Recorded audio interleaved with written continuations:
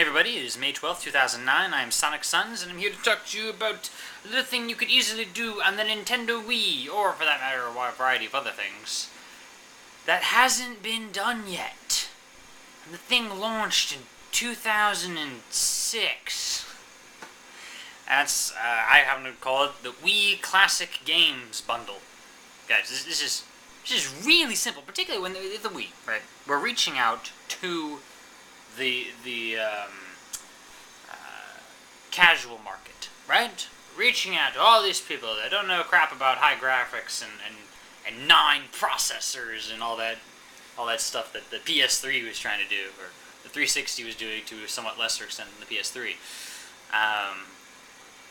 And we have this nice little motion-sensitive controller you can point at and click and move and such. And I thought, you know, there's a lot of really popular games among casual market people that you could get for basically free on the Wii.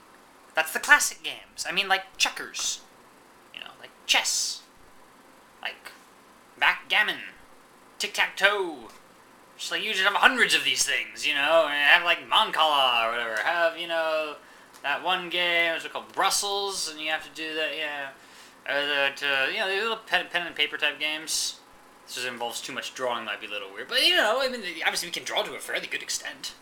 And we can play checkers. And so forth. How freaking easy would this be? Just get a couple of random newbie programmers to make yourselves checkers or chess. You know. And then, okay, you'll be nice. We'll polish it up. We'll, you know, have like, okay, you can, you know, 3 different ways to look at your checker pieces. And maybe it's in 3D. You look around. Oh, look at the checkers or the chess pieces or the whatever. And you know, an AI opponent. Okay, but you know, these things have already been invented, so not that hard to get one. You know. Not to mention internet stuff. You know, Nintendo so far hasn't done all that well on the internet scene. Seeing my very previous video, are we going online? But these classic games have a huge tolerance for latency issues. You know, I click and I move, you know, the bishop or whatever on my chessboard.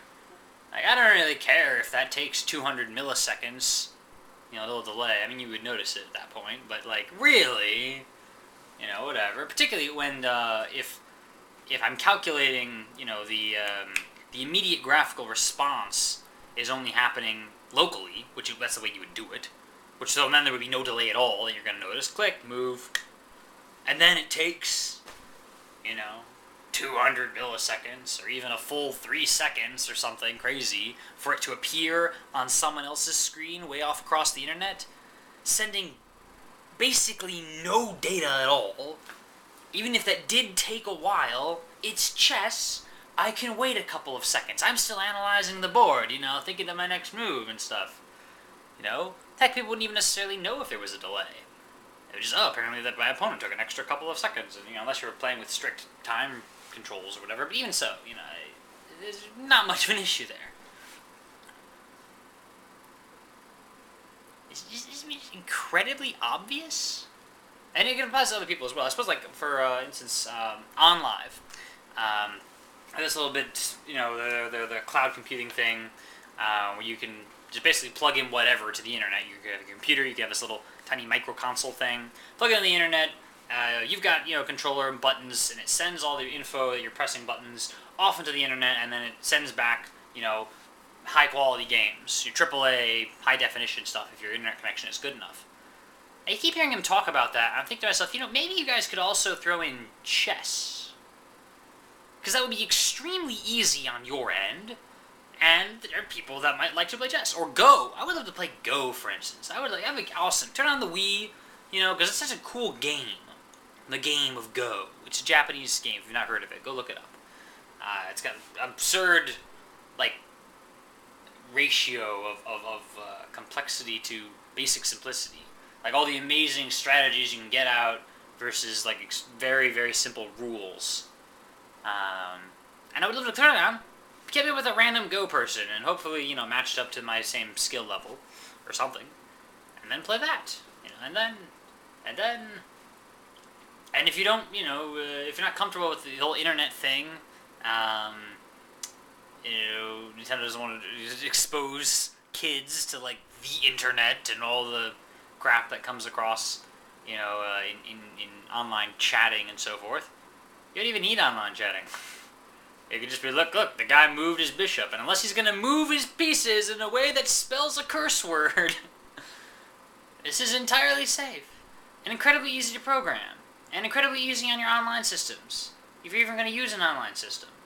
And, like, fun stuff. And then you know, you can license out board games, too. Get Monopoly. You know, you'd have to pay for that one, but quite possibly you could get that.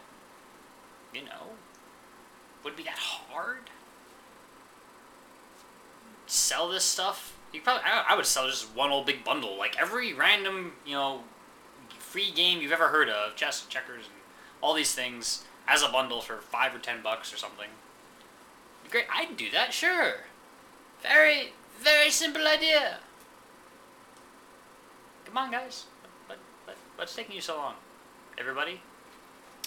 Thanks for watching. See you later.